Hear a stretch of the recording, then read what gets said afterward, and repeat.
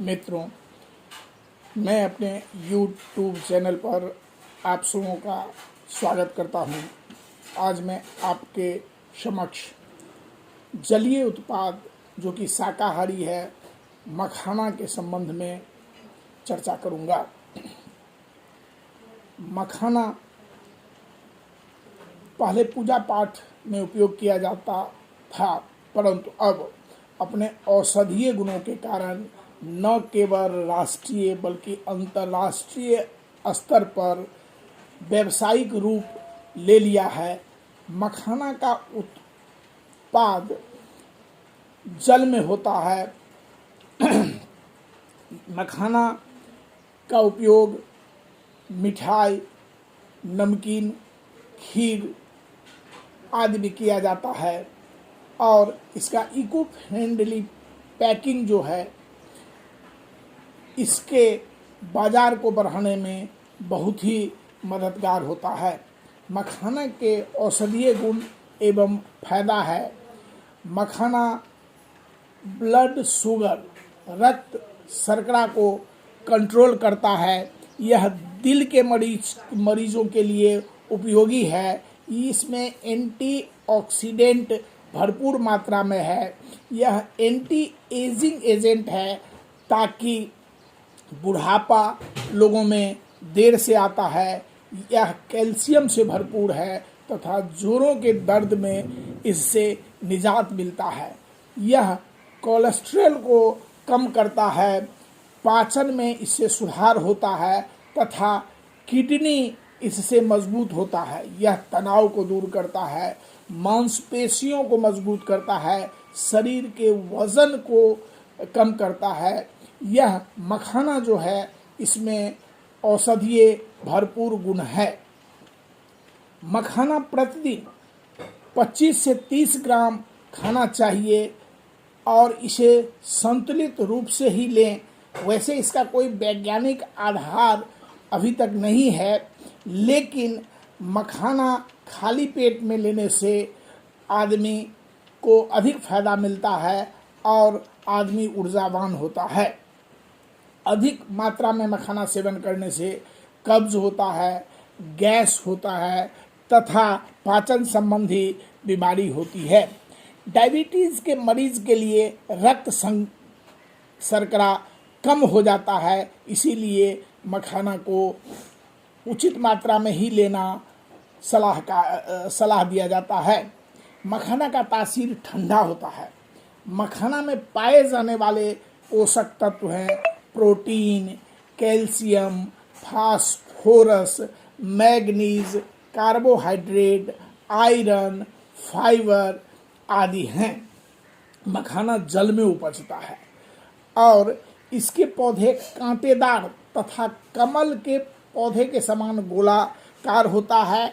इसके ऊपर में हरा रहता है पर नीचे के डंठल में लाल या बैंगनी रंग होता है। इसका बीज जो है मटर के दाने के बराबर होता है या उससे थोड़ा बड़ा होता है। मखाना तालाब या झील में उपजता है जहाँ का जल स्थिर होता है और जल की गहराई 4 फीट से 6 फीट ही होना चाहिए। मखाना जो किसान या मछुआरा स्थिर तालाब में इसके बीज को छींटते हैं और उस स्थिर जल का गहराई 4 से 6 फीट होना चाहिए। फरवरी से अप्रैल तक इसकी बुआई की जाती है और इसका हार्वेस्टिंग बहुत ही कठिन है और हार्वेस्टिंग जून से अगस्त तक किया जाता है।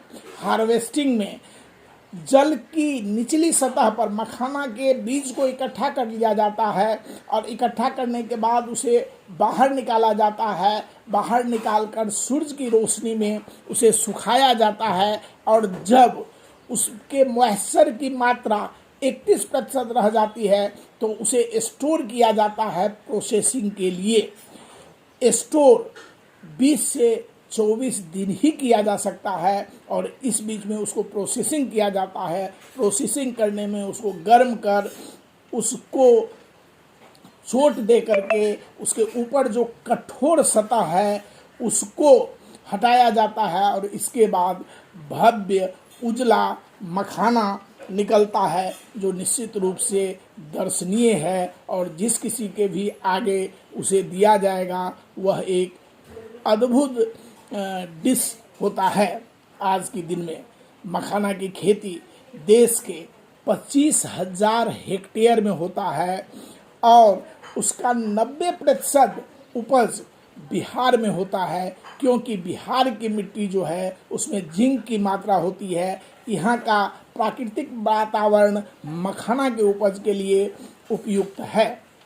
वैसे 10% मखाना की उपज पश्चिम बंगाल, त्रिपुरा, आसाम, उत्तर प्रदेश, राजस्थान आदि जगहों पर होता है।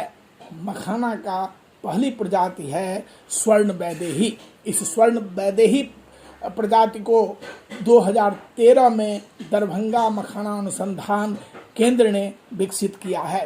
केंद्र सरकार ने 1 डिस्ट्रिक्ट 1 प्रोडक्ट के तहत दरभंगा जिला को मखाना के उत्पाद के लिए चुना है। मखाना संस्कृत शब्द मख से मिला है। मखाना का महत्व मिथिलांचल में बहुत है, जो इस कहावत से चरितार्थ होता है, पग पग पोखर माछ मखान, सरस बोल मुस्की मुखपान, विद्या वैभव शांति प्रतीक, सरस क्षेत्र मिथिलांचल ठीक।